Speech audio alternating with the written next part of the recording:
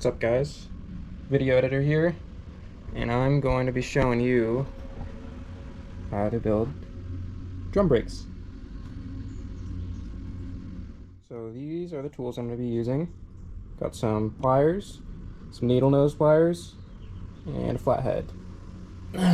And here are all the components that are going to be going into this drum brake. I like to have it all organized so I know where everything is, and then so it goes together easier. Let's get to it. So first, we got our primary and our secondary brake shoe, and we're going to start out with putting this black spring. I'm going to go in through this hole with that weird end. And we're gonna bring it all the way over here to this end. Next, we're gonna grab our adjuster to adjust. We're gonna put that in. See the teeth go in one direction, and later in the video I'll show you it. There's a little actuator that grabs onto it so it doesn't loosen, but it tightens, if that makes sense. But I'm gonna stick that on right in here.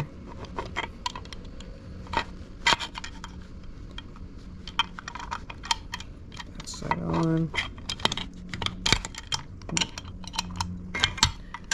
Start with,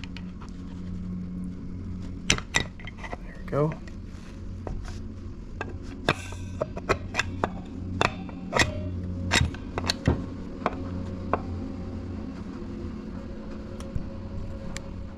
Once this is on, you want to make sure that it can rotate towards the shoes, or the inside of the shoes. You can kind of see the teeth. A little hard to see, but they're at an angle towards the shoe, if that makes sense. They go downwards, and that's so you can adjust outwards if the brake shoes aren't close enough to the housing.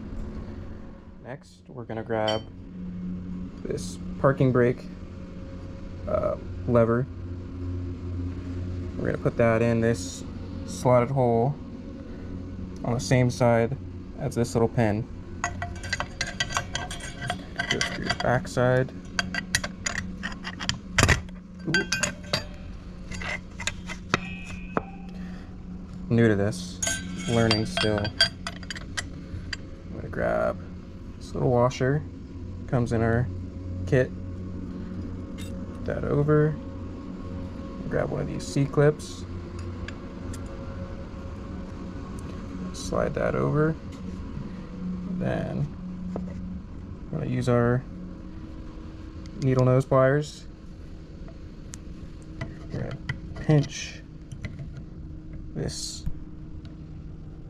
I don't know if you can see it, but this little end, we're going to pinch them together.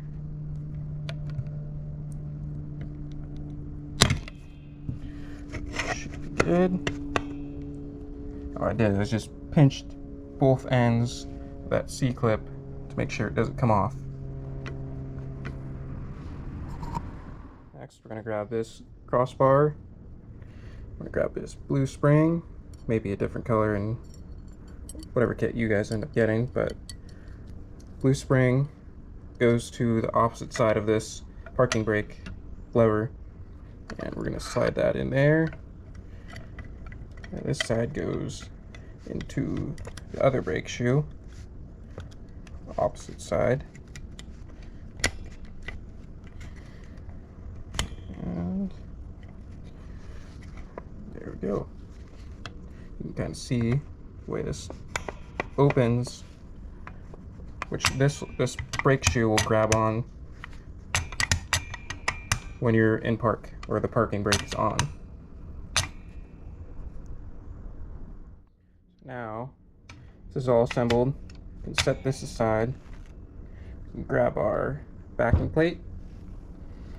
We're gonna mount this cylinder. Make sure you don't lose this little cap. Alright, first, put these little pins in the sides of the cylinder.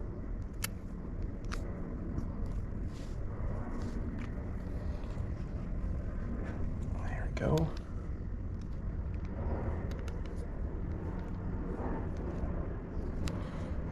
Other one.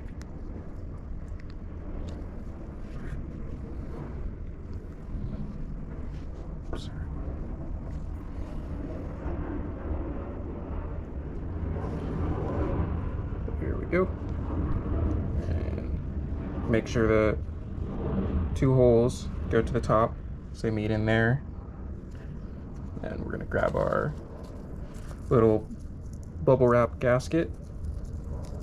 Put that over.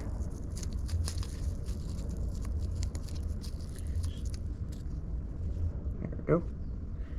Put that in, flip it over.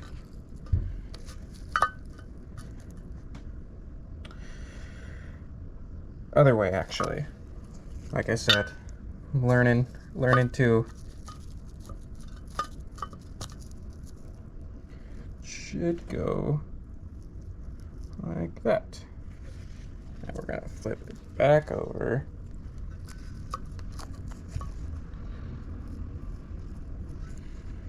There we go. Grab our 2 bolts. I think these are 3/8. So it's one of the tools I forgot to mention. Just hand thread them in for now. I will go grab ratchet and socket. We'll be right back. So we got our 3/8 socket.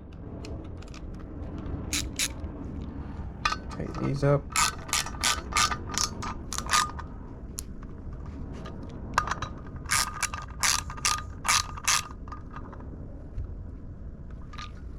There we go. We'll double check those later. Just don't forget. So now I can set this semi-assembled brake assembly here. Make sure these little pins are set on each side on the brake shoes. Grab this little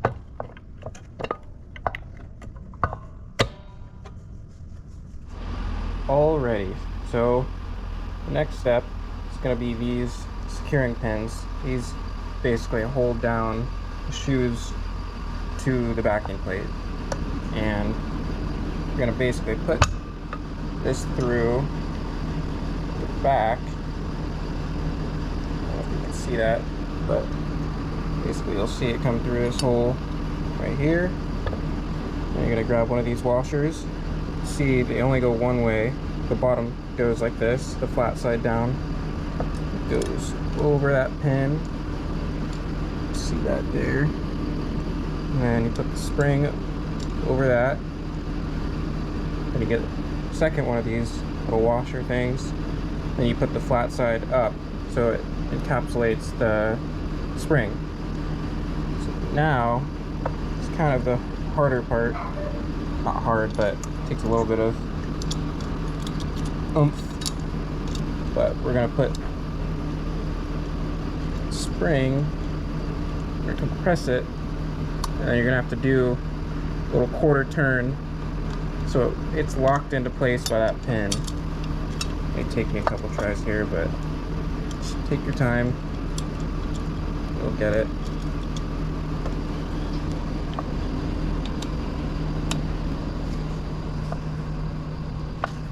I'm sure there's a tool out there for this, but we're doing it by hand.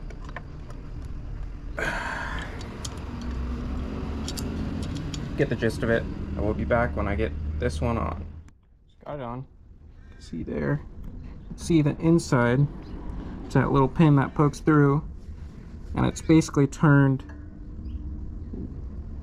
90 degrees to where it isn't able to go through that slot anymore.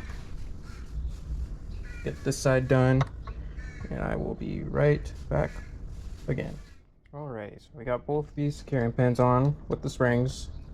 And next we're gonna go this little bracket. It's gonna keep top of the shoes in line. And we're gonna go with this little what's the word, doohickey. Oh wait, wrong side. This side. On the same side of the parking brake lever over here. It's on this little hole. And we're gonna grab this cable.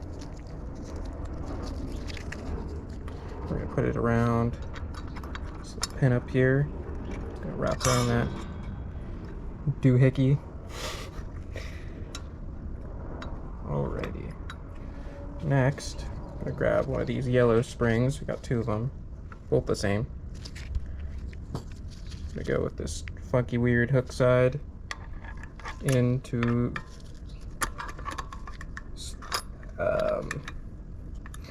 excuse me, I do not know the name of that, but you guys get the point. So we're gonna wrap this spring, we're gonna go around this pin. This is the hard part for me. So I don't got one of them handy dandy tools. Ew. I've got it there.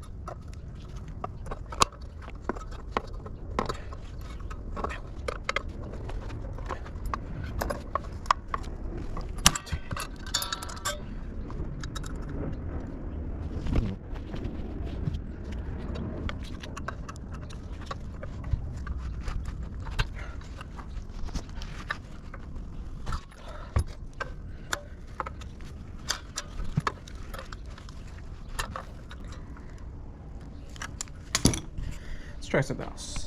Alright, so we got our two springs on. I'm sure there's an easier way to do that, but got them on. That's all that matters. Next, we're gonna grab this weird funky looking spring. We're gonna put that on that pin I was talking about earlier, right down here. And this flat side goes against the brake shoe. See it down there. Next, we're gonna grab this old bracket doohickey. Again, don't remember the name of it. Sorry. Not a professional. But see how it has a large and then a smaller little hole. Basically, I'm gonna put that large hole over that pin, and we're gonna slide it forward so it's in that little hole. If that makes sense. Next, we're gonna grab that end of that spring that I put on earlier. We're going to lift it over. We're going to put it over this little actuator. So it's capturing it right there. So now, spin that adjuster, and this holds it from spinning the opposite way. That's what I was talking about in the beginning of the video. Those teeth going in this direction. And then next we're gonna grab this cable. It's got a little hook on the back of it, and then make sure it's wrapped around that round bracket that we put on earlier for that spring, excuse me. Then we're gonna lift this little tab right here. We're gonna kind of bring it upwards so we can hook that green spring on that little hook right there. We can bring that back around over here. Should be good. Alrighty, so we got that actuator on the teeth. You can hear it click every time I spin it. We're gonna loosen that up till we need to adjust it so it's all the way loose. Now, should be good to put it on the car. I'll be right back with you guys next to the car. Alright, so we're at the car. It's axle housing, or rear end housing. Just make sure this is wiped off real good. Get a good seal on it.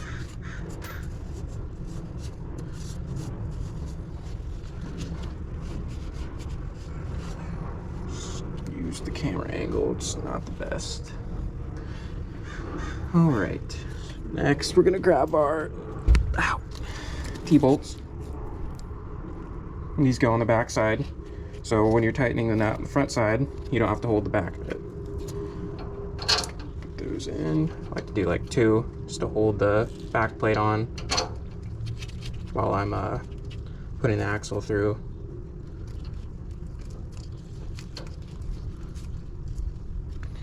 Now let's do 3. There we go. So now we can slide this back plate on. There we go. We're using these, I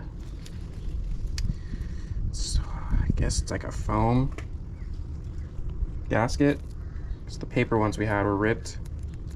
Probably end up replacing those, but it'll be okay for now. And then let's grab the axle. It's already greased up on the bearing, but we'll just, that'll be okay. Alright. So we're just gonna slide that over those 3 bolts that we had.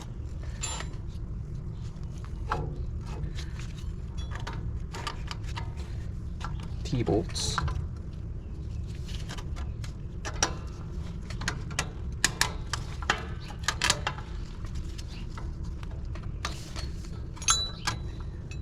Really want to make sure you're careful about getting grease on these drum shoes.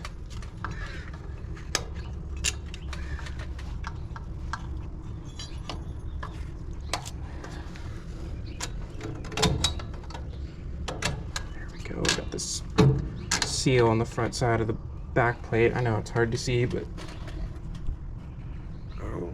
right in there. There's a little seal that goes in front of it. And then we got the, I guess, plate that encapsulates it all in front of the bearing. We're going to slide the bearing all the way on, or excuse me, axle.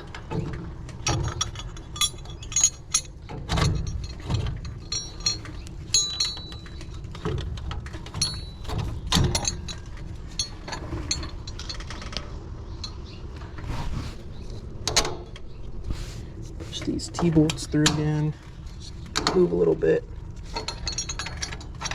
I know it's hard to see, but you just have to trust me.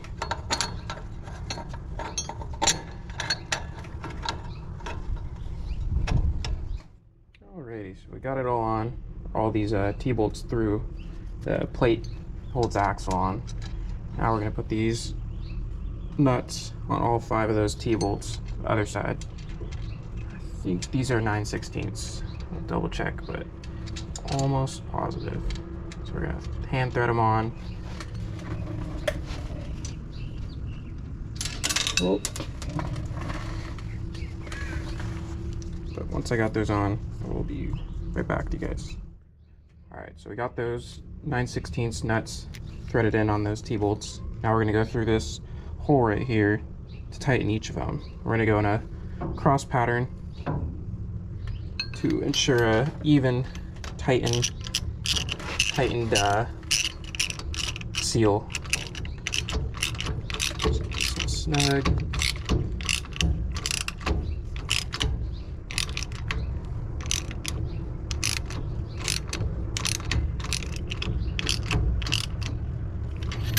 We're gonna turn the axle to the furthest one away from that. Should probably be this one. This one's snugged up. There. Cool. All right. Well, I think that's about it till we get the drum goes around it, encapsulates it all, and brake shoes go up against. But we'll keep you updated on that, and appreciate you guys watching the unprofessional professional McDaniel Motorsports YouTube channel. Take care. What's up, guys? Back at the Charger. I really haven't taken a break or anything, but had a big big weekend with the family and a lot of good time with the family. It was very much overdue, but back to work, and man, it's hot, but I'm not complaining, just stating the fact. But I have made some progress, and I wanted to give you guys an update on it. So got the both rotors on. The spindle did have to be clearance for this lower nut here. For some reason it was making contact, just like right on this little, this would be in here further, but no big deal. It just it must be a bigger nut than stock because of the QA1 lower control arm. Might use a bigger diameter ball joint. Anyway, I've got the center link in, both tie rods. Everything's just loose. I just have it locked in there, just making sure everything fits. And I mean, you would think the stuff would just fall together, but when you're mixing aftermarket with OEM stuff, it doesn't. Surprise! So anyone, I know I've said this before, but anybody that thinks these cars just fall together has never done this. So try it. I mean, hopefully it's better for you, but in most cases it's not. So got the upper control arms finally, got some shocks. Why in the hell are these so expensive, QA1? I don't get a discount. I don't know these dudes, but I know it's good product, and so I choose to run them. But oh my god, these are expensive. Not King shocks expensive, but those are, they make 3 different sizes for them. I'm sorry, they may not be different lengths, but they make 0 adjustable, they make single knob adjustable, and then they make dual knob adjustable, which is what these guys are.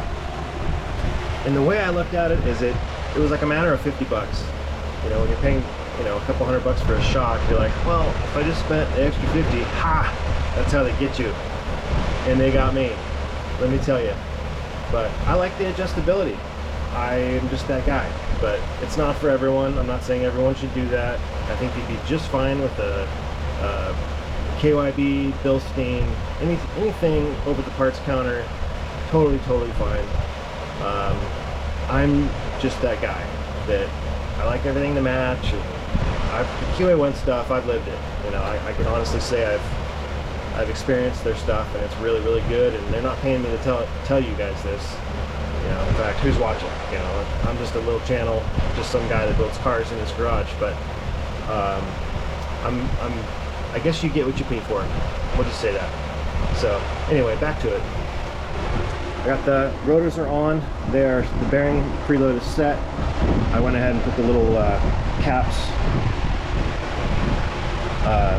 So these guys don't have Castle nuts. They have these like Castle caps, I guess you could call them. And then you obviously see the spindle there, but it's kind of it's a different setup than like Ford or GM, where they have a regular Castle nut there. This is just like a stamped steel. It does the same thing. So wanted to mention it. Good stuff here though. This Woolwood stuff has a nice little O-ring around there. Everything fits really nicely. So anyway, I'm not paid by Woolwood either, just sharing my opinion. So I still have to mock up the calipers and make sure that they're centered on the rotor, which I will share with you here in a second. But I wanted to bring up a good point. Before I get up, I just want to make sure pretty much everything's on the front of the car. It's really exciting. No brake lines. I've ordered those, but all the bump stops, upper lower control arms, I even marked all of my nuts so they are tight. Basically everything here is tight except for the lower shock bolt, and I go through it with a paint marker at the very end and put a wrench on everything so I don't miss anything. But something cool about the or one of many things that are cool about the QA1s, they do ship them with cool selection of sleeves, and the sleeves are actually for different diameter bolts. So you can see, obviously you can see how thin this guy is compared to this guy, and then obviously this, I'm not sure what this is for, but these are misalignment spacers. So I would imagine these shocks fit probably a handful of different cars. But I was wondering, so on the bottom of the Charger, rear lower shock mount, there's a post, which is kind of unusual. Usually it's on the top, the post in, you know, trucks and whatnot. But it's actually a post on the spring perch there, this guy, and that has a shoulder on it, as you can see. And when I saw it, and then the top is captured by a bolt that runs through the frame up here. So, sorry there's not much light, but there's a bolt that just runs through the frame and captures the upper eyelet of the shock. The whole point to what I'm telling you is, I was thinking in QA1's infinite wisdom that they machined the spacer to take up any slack to fit over that lower post. Well, that is not the case. This is probably for another application, but I was thinking, you know, they really wanted to fine tune these things. They probably made this sleeve to fit over that bottom post. So no, that does not work. Actually, it would be this guy, because these shocks run right side up. So basically the can of the shock is down. So basically the shock goes in like this. And I like that design because, let's face it, eventually these seals start to weep and when they get older. And if you have a shock like this, all the oil comes out. So forget the charge, the nitrogen charge altogether. I don't believe these shocks are charged. In fact, they have no valve or Zerk fittings on them, or not Zerk, but Schrader valves.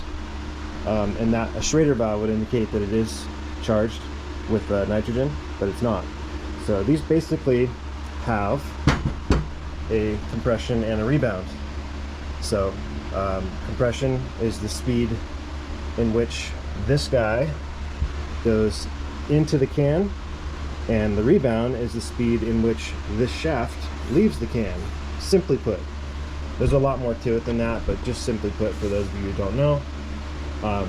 But these things are amazingly light. I mean, that might be 7 pounds. I mean, maybe not even 5 pounds, but these are, I can see why they're so expensive. So anyway, so the bottom will have a spacer. In fact, my shock bolts. So before you put your shocks on, get your hardware, and you want to make sure the hardware, you want to make sure your hardware fits correctly. So you could put this shock on, but see what I'm saying? Space. This is basic stuff, but I'm trying to help people, those of you who don't know. So I would have shown you putting the shocks in the car, but I just wanted to bring this point up that you have to change these sleeves to suit your application. So, and strangely enough, this guy actually has a sleeve in it already, and I did not do that. I just took these guys out of the box last night, and what do you know? 1/2-inch bolt fits. So you just got to be mindful of this stuff. Make sure your sleeves are the right size, both upper and lower. So that's my rant for the day. All right, so you have these shocks. I'm going to show you how to swap these bushings out without going crazy. These guys. So these are all the same diameter. So all the bushings, they all have to fit in the same bushing.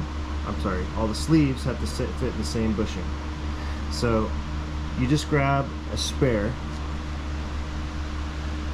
and it's obviously has to be removed to fit over that small post on the back or on the bottom shock mount.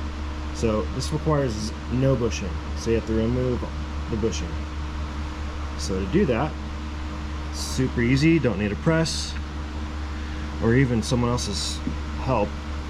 Basically just put it over that edge, and so the other one is pushing the one that's in there, and there you go. Simple. I love simple stuff like that. And in fact, I'll put it back just to show you. Actually, I lied. These are actually smaller. I don't know what that application is for, but I'm glad I did this because I misled you. Sorry about that. But I'm gonna put it back. Say I changed my mind and I wanted to run them upside down. Just get it put in most of the way. Sometimes the rubber ones are a lot harder to work with instead of the urethane. That's what this is. But you see how it's in there, and you can only get it in so far. So now it's in there, but it's not completely centered. See how it's on the edge there? So go over to a vise, and I prefer using a soft jaw for this type of thing. Basically just squeezing the shock. Make sure you guys can see that. And just tighten it down snug. You don't have to jam on it, but it basically just centers the bushing in between. That's all. Simple stuff. But sometimes it's the most simple stuff that makes your day a lot longer than it needs to be. So I just wanted to share. I'm gonna put these shocks on. I don't know how well you guys will be able to see this, but these lines are totally hokey.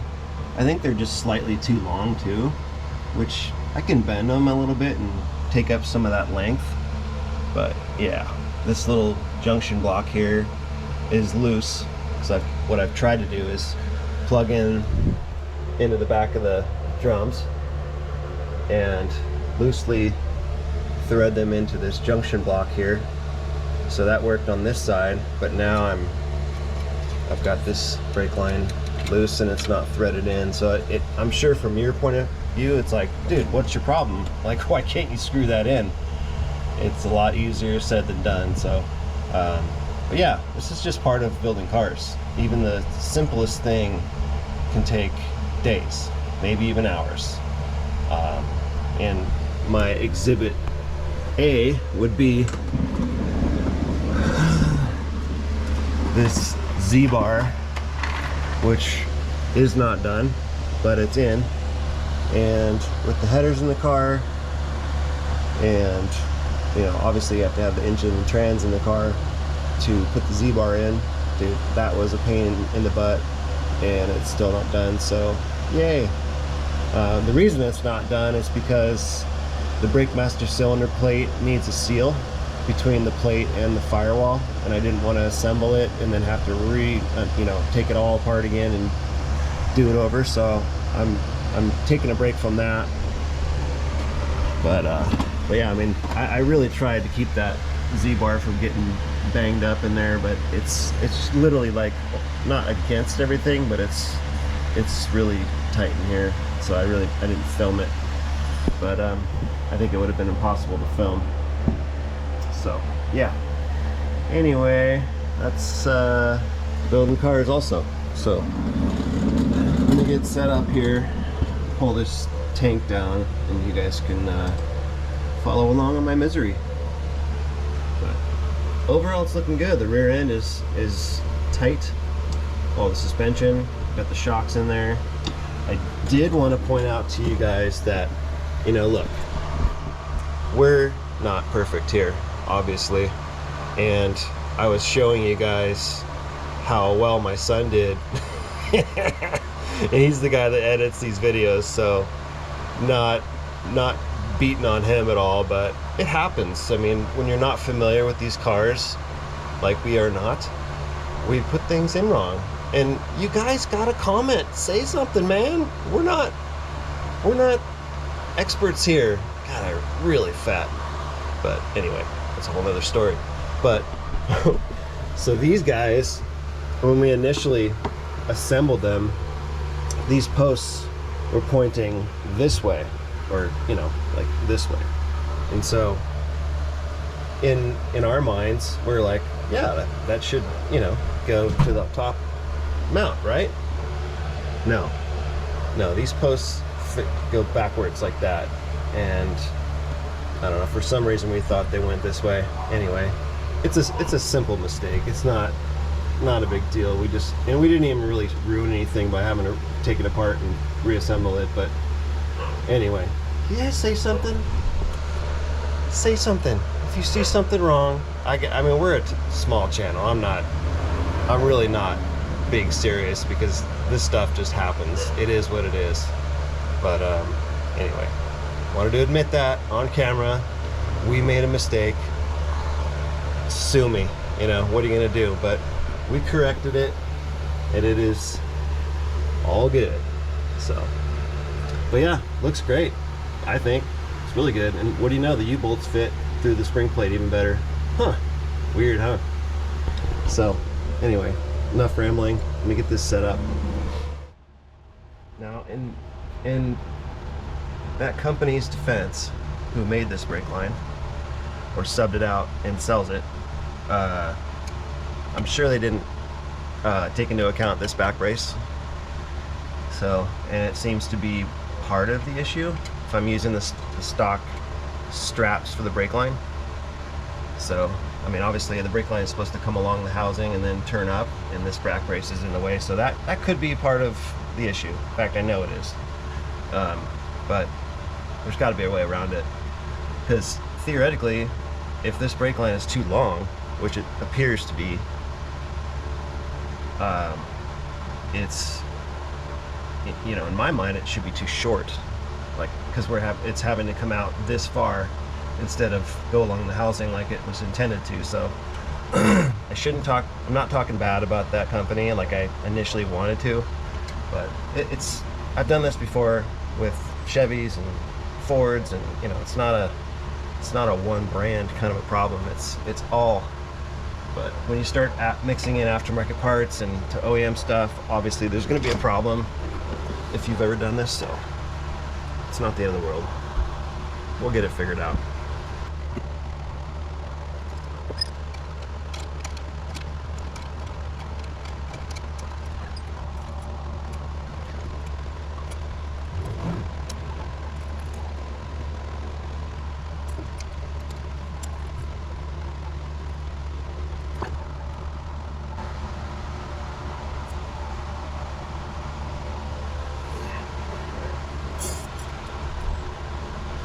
Trying to decide if I should bend it after this strap and go that way to the top of the axle housing, and then it'll be in line with this clamp. I think that's probably the best way to go about this. So right after this strap up here, make sure you guys can see what I'm talking about. Yeah, so after this guy, well, actually you can't see that.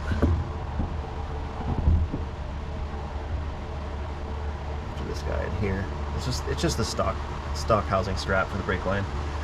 So I think I'm gonna bend it and go that way, and then this way over the housing. So hopefully that makes sense, because there's a strap up here that you can see right there. So if I go along the top of the housing this way, and then I can follow this curvature, which is already kind of done there. So this is stainless stuff, so it's a little harder to work with than the typical steel, but I think it looks better over time. So, all right, let me get this thing off and mark it, bend it.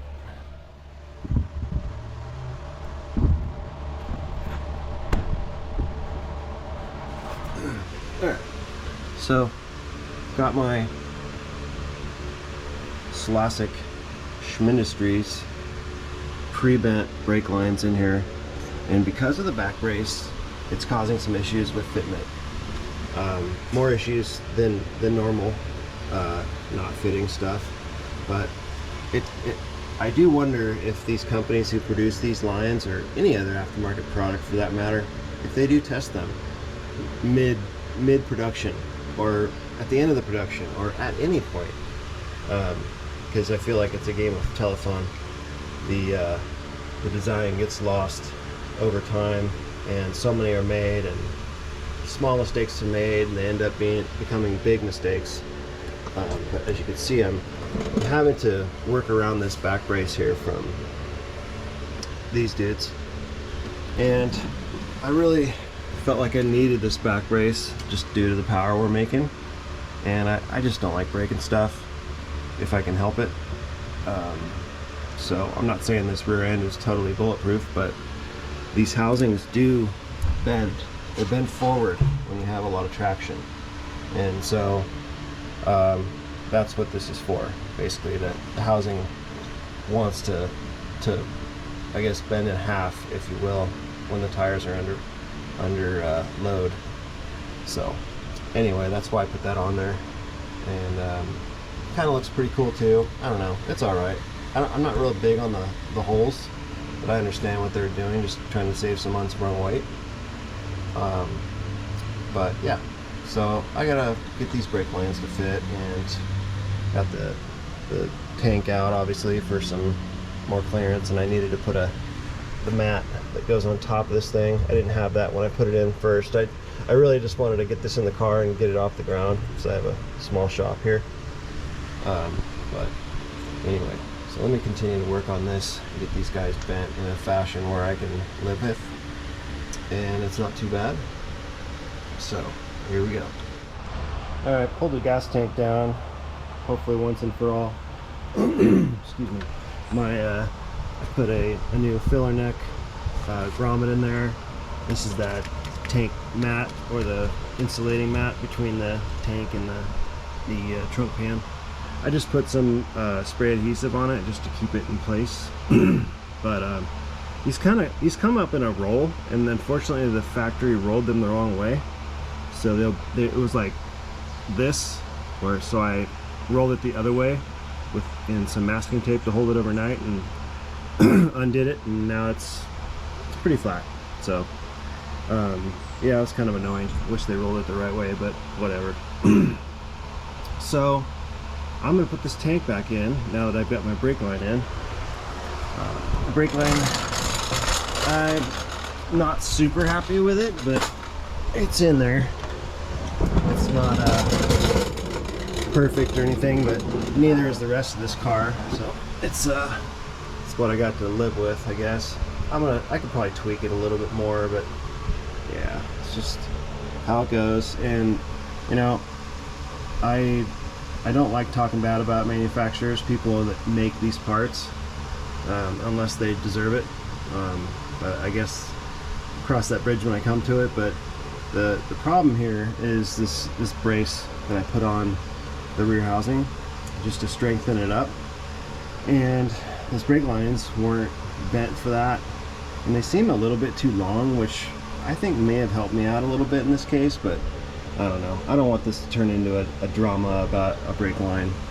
But yeah, they need some massaging pretty often. In fact, I don't think I've ever installed one just right out of the bag. They need to be massaged and straightened and tuned and whatever, so I wish that was a little bit better.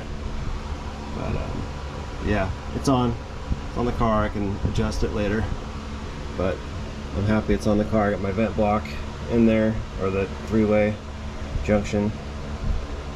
The one that runs the length of the car is right there.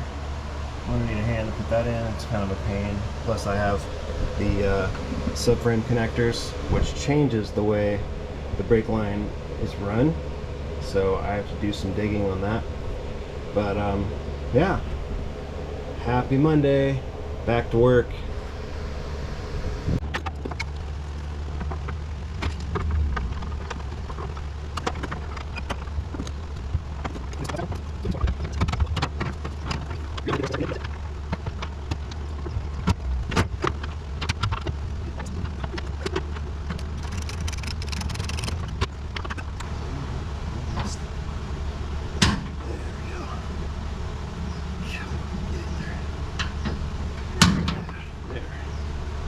If you just get one, it'll hold itself out there until you get this one. The straps really don't come out of the back very easily, because the holes in the frame are kind of at an angle, and they'll retain that bar or your strap other end, the opposite end of this, very well. So it's not a bad design. Yeah, I didn't take enough slack out of these to account for the pad. The pad changed the thickness, so.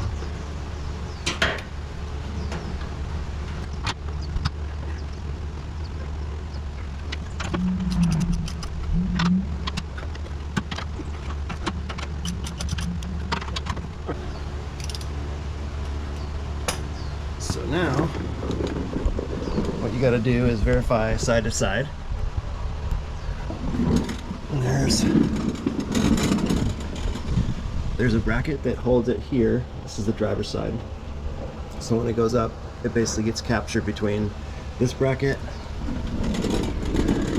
and this bracket here. That guy. But as long as you're centered between those guys, and then you can see the back here, it's a little tight. But I always like to make sure my straps are straight, at least. So it starts there and just kind of goes down. And as you tighten them, you can adjust them slightly.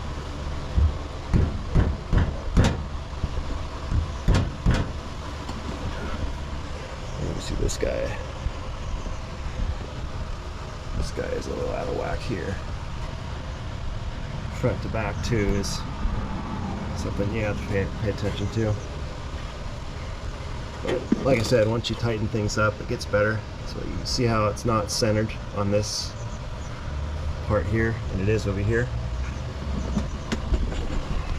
I'll try to get it angled or adjusted so they're in the center as much as possible anyway.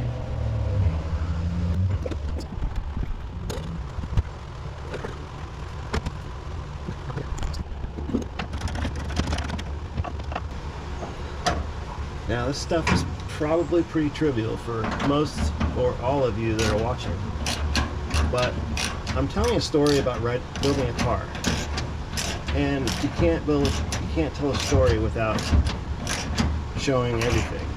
And I'm trying to show everything, but if there's anything missing and you guys would like to see it revisited, I can certainly do that. So let me know in the comments if you'd like something revisited. But usually you go back to stuff quite often in building cars. Like brake lines will be on and off those, you know, that sort of thing. But the car has to get done at some point, and it's the trivial stuff that is sometimes a problem. It's just aftermarket stuff. I mean, who knows? There's so many variables here.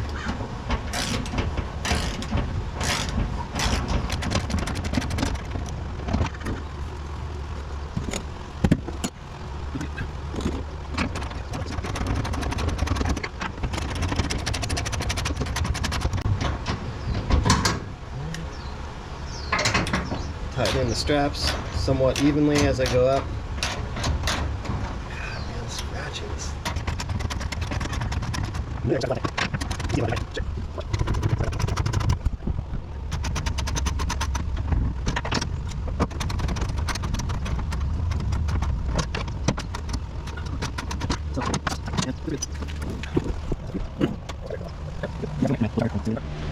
All right, it's been a week, and I'm not going to go into my misery, but the truth is, building cars, they don't just fall together, as you know by watching us. And I had a lot of fails this week. It was super frustrating, from parts that were intended to fit but they don't fit. That company that sells these repop parts, I just found a throttle pedal gasket that looks like it's for a light switch. It doesn't look like it'll fit, so it's probably mismarked. But my advice to you guys is, if you guys have problems with something from the auto parts store, take it back and say something, because if you don't, the next guy is going to get it and he's going to get upset because it doesn't fit. The guy at the parts counter doesn't care. So I'm not going to go into a big long rant about that, but do the industry a favor and call these companies out that are selling the wrong part or parts that don't work, because it'll never get better unless we do. So I wish I had some better footage for you guys this week, but I don't. This is what we have. We have a brake drum assembly on this video, which is, to me, it's important that everyone know how to rebuild a brake drum. Let's face it, some brake drums actually work better than some modern disc brake kits, and that's no joke, I promise you. And I'm running a disc brake just to save a little cash. I'm sorry, a drum brake just to save a little cash on the build and enhance our burnout capability. But it's also original to the car too. The car had drum brakes in the rear, and that's cool to me. You know, eventually it'll probably get a rear disc kit or maybe even a turning brake. I don't know, we'll see. But my goal is to get the drivetrain together on this car and get it running. So I'm on a mad push. I'm not going to get hasty and just throw stuff together, but I am doing my best to give you guys the content that you come here for. So anyway, thanks for watching. We appreciate each and every one of you. Our small little channel appreciates it, and we work hard just to bring you guys as much knowledge as we can and our little brains can process. So anyway, we'll see you next week, and I will tell you that we're going to start posting on Friday going forward. So this will be our last Thursday post. Next week it'll be Friday. There on after it'll be Friday. So I don't know, we kind of feel like people get home from work, they want to sit down and watch some YouTube. I know I do that, and it's nice knowing that there's a video just sitting there waiting for you to watch. So but again, thanks for supporting us. We appreciate it. And comment, let us know what you want to see different. If we're doing it, you know, some way and you think another way would be better, let us have it. Let's hear it. But anyway, thanks again, guys. Take care.